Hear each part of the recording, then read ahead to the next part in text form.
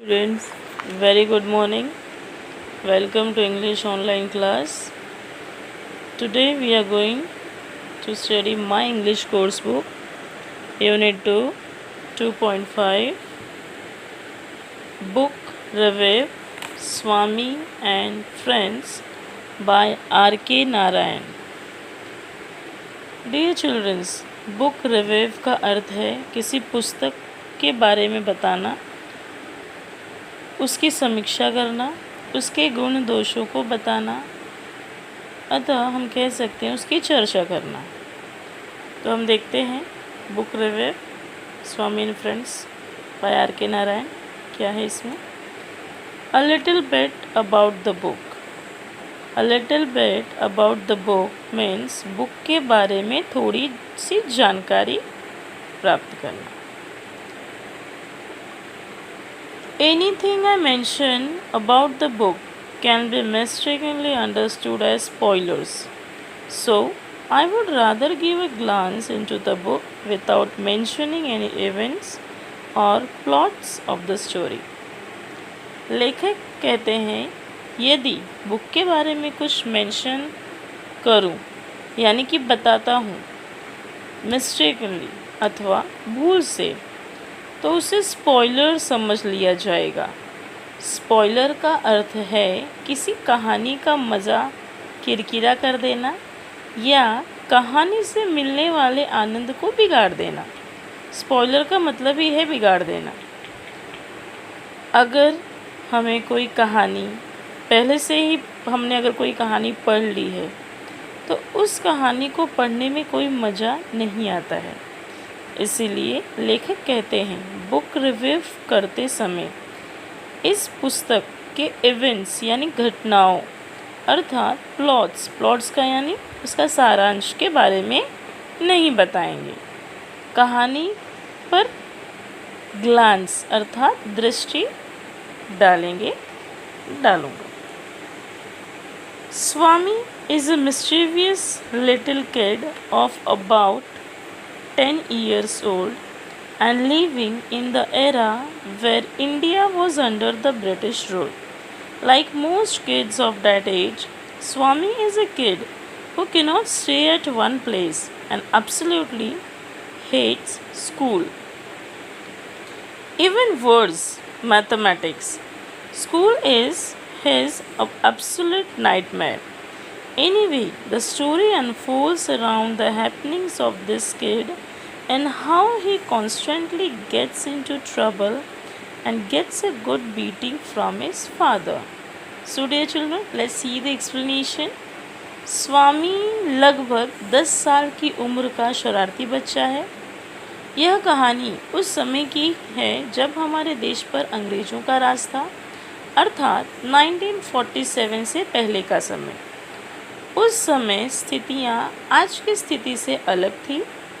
जैसे 10 साल का बच्चा शरारतें करता है और एक जगह टिक कर नहीं बैठता, वैसे ही स्वामी भी एक ही जगह टिक कर नहीं बैठते, बस मस्ती और उछल कूद करता रहता है। उसे स्कूल से और मैथमेटिक्स अर्थात गणित विषय से बहुत नफरत थी। स्कूल तो उसके लिए एक नाइटमेयर का मतलब होता है बुरा सपने की तरह था। यह कहानी स्वामी के इर्द गिर्द घटी घटनाओं पर आधारित है कि किस प्रकार अपने चंचल और शरारती स्वभाव के कारण वह ट्रबल का मतलब है मुसीबतों से घिर जाता है और किस प्रकार वह अपने पिताजी से मार खाता है। मार खाना अर्थात बीटिंग, इंग्लिश में उसे बीटिंग कहते हैं। आगे हम देखते हैं। स्वामी is talkative little kid and thinks that his way of facing life, talking himself out of everything, but he does learn the truth the harsh way. As many teens back then, all he wants to do is play under the sun, kick something, climb a tree, break something and harass somebody, and like kids do. This is in fact was and in most parts of India still is the life of a typical boy growing up. Technology isn't big in a kid's life. All they want is to play hip hop. So let's see the explanation, dear children. स्वामी एक छोटा सा talkative का अर्थ है बातूनी, बहुत बात करने वाला बच्चा है। वह अपने आप से बातें करता है और ज़िंदगी को अपने ढंग से समझने और जीने की कोशिश करता है।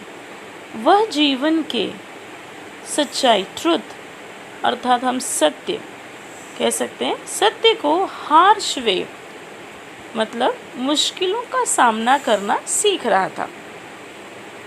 सभी बच्चों की तरह स्वामी को धूप में खेलना, किसी चीज़ को ज़ोर से किक मारना अर्थात ठोकर मारना, पेड़ पर चढ़ना, बहुत मस्ती या शरारतें करना, किसी को हराश करना, हराश अर्थात उसे परेशान करना, मजाक उड़ाना, ज़ोर से हंसना, खिलखिलाना, मौज मस्ती से भरे रहना, मस्ती में कुछ तोड़फोड़ करना बड़ा अच्छा लगता था। कहा जा सकता है कि पहले के और आज के समय में भी भारत के अधिकांश बच्चे होते हैं या थे मस्ती और आनंद से भरा जीवन जीने वाले। टिपिकल का अर्थ है ऐसे टाइप के बच्चे, इस तरह के बच्चे जो मोबाइल या टेक्नोलॉजी का, जहाँ पहले के ज़माने में कोई स्थान नहीं था, केवल हैवॉक प्ले करना चाहते हैं, मतलब धुआंधार मस्ती करना चाहते थे। In what ways is Swami a typical boy in his growing year? Swami किस प्रकार अपने ग्रोइंग ईयर अर्थात बढ़ती उम्र में एक टिपिकल बच्चे जैसा व्यवहार करता है। In this regard, Narayan gets deeply into the working of Swami's 10 years old mind, explaining exquisitely how he thinks and what his perspective of the world is. The reader does feel like Swami and gets very attached with the character as the story progresses. That's the magic of Narayan. Significance of the book. So let's see the explanation first.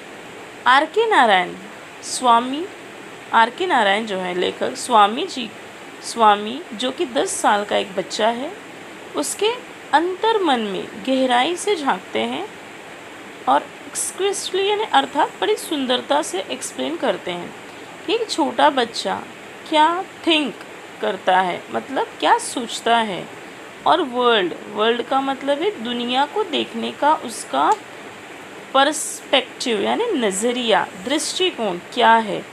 जैसे जैसे कहानी आगे बढ़ती जाती है, कहानी को पढ़ने वाला रीडर स्वामी से बहुत ज़्यादा अटैच्ड हो जाता है, अर्थात लगाव महसूस करता है। अपनी कहानियों से बच्चे के मन को बांध लेना, जीत लेना या खींच लेना R.K. नारायण का मैजिक अर्थात जादू कहलाता है। सिग्निफिकेंस ऑफ द बुक, पुस्तक की विशेषताएं।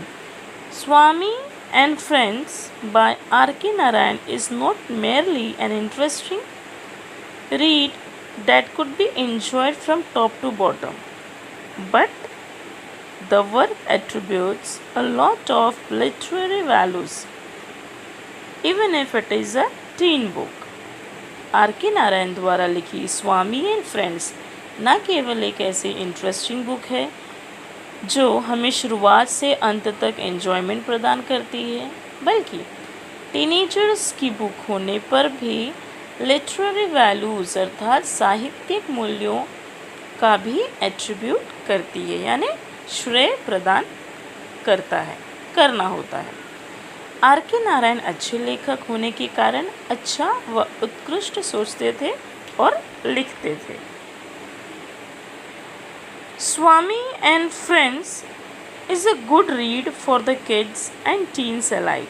Also, the book is widely used in the Asian continent as a study text for the students who study literature as a subject at schools. This does not mean that the book is filled with heavy grammar and technical jargon. Actually, the truth is in contrary to this. यह पुस्तक छोटे एवं किशोर आयु के बच्चों के लिए अच्छी पुस्तक है।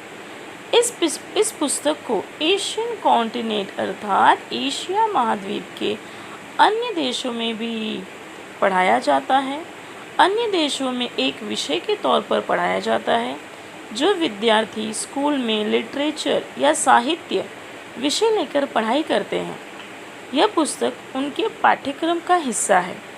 इन सब से आप यह मत समझ लेना कि इस पुस्तक में भारी भरकम बहुत सारा ग्रामर होगा या टेक्निकल जार्गन अर्थात न समझ आने वाले कठिन शब्दों या वाक्यों की भरमार होगी, बल्कि द ट्रुथ सच्चाई यह है, यह सत्य इसके विपरीत है।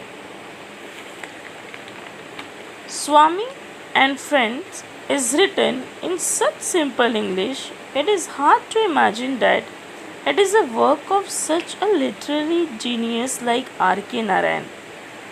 The English used in the book is both plain and simple without any troubling words for the kids. Also, the use of simple and short sentences adds to the simplicity of the book. इस पुस्तक को simple language आसान भाषा में लिखा गया है। Are के नारायण की अद्भुत कुशलता को इमेजिन कर पाना, अनुमान लगा पाना कठिन है। इसमें यूज़ की गई इंग्लिश लैंग्वेज बहुत ही आसान है और विदाउट एनी ट्रबलिंग वर्ड्स मतलब बिना किसी कठिन अड़चन डालने वाले शब्दों को लेकर चलती है। इसमें छोटे और आसान वाक्यों का प्रयोग किया गया है जिससे कि बुक की सिंप्लिसिटी सरलता और बढ़ जाती है। It is mentioned in the description that the book is about a mischievous 10-year-old Indian boy, and some parents may be concerned about the influence this will have on their already mischievous children. But the book is as such that it encompasses the mischief of the kids in a view of the kid which is harmless and pure in his perspective. Also, amidst all the mischief and naughtiness, we actually find that Swami is a loving and a tender kid who's actually very sensitive. It is also a known fact that mischievous kids are the most sensitive and loving people of all. And R.K. Narayan does a great job conveying that to all of us. So let's see the explanation of this paragraph, dear children. Book के बारे में description देते हुए, description यानी वर्णन करते हुए यह मेंशन किया गया है। मेंशन का मतलब है बताया गया है। यह बुक 10 साल के भारतीय लड़के की कहानी है जो बहुत ज़्यादा चंचल शरारती है। कुछ पेरेंट्स माता पिता उनके बच्चों पर इस पुस्तक द्वारा पढ़ने वाले इन्फ्लुएंस यानी प्रभाव को लेकर कंसर्न यानी चिंतित होंगे। उनके बच्चे भी शरारती हैं, परंतु इस बुक बच्चों की शरारतें बच्चों के दायरे तक ही सीमित है। यह बुक एनकम्पासेस का अर्थ सर्कल अराउंड मतलब इर्द गिर्द घूमना। उनकी शरारतें हार्मलेस मीन्स अहानिकारक और प्योर है। प्योर मासूम और भोली भाली है। सभी प्रकार के मिस्चीफ एंड नॉटीनेस शरारतों के एमिड्स यानी मध्य में हम पाते हैं कि स्वामी एक लविंग और टेंडर किड है, एक प्यारा और नरम कोमल दिल वाला एक छोटा बच्चा। वो बहुत सेंसिटिव है। सेंसिटिव मीन्स संवेदनशील है। इस कहानी से यह भी पता चलता है कि मिस्चीवियस बच्चे बहुत लविंग और सेंसिटिव होते हैं। आर के नारायण ने ऐसे बच्चों के मन के भावों को इस कहानी द्वारा प्रस्तुत कर बहुत बड़ा काम किया है, क्योंकि शरारती और चंचल बच्चों को अधिकतर डांटते डपटते रहते हैं और उन्हें समझते नहीं या समझ नहीं पाते हैं. So, in conclusion, it can be said that this book is good read for children of all ages who may must enjoy a good read or who may want to improve their English skill. अब हम conclusion यानी निष्कर्ष के तौर पर कह सकते हैं कि यह सभी उम्र के बच्चों के लिए पुस्तक है. ऐसी बुक पढ़ने से आपकी इंग्लिश में भी सुधार आएगा, आपकी कुशलता भी बढ़ेगी. अबाउट द ऑथर, अब हम लेखक के बारे में देखेंगे. The author of Swami and friend is India's one of the greatest author of all time, R.K. Narayan. R.K. Narayan is responsible for many of the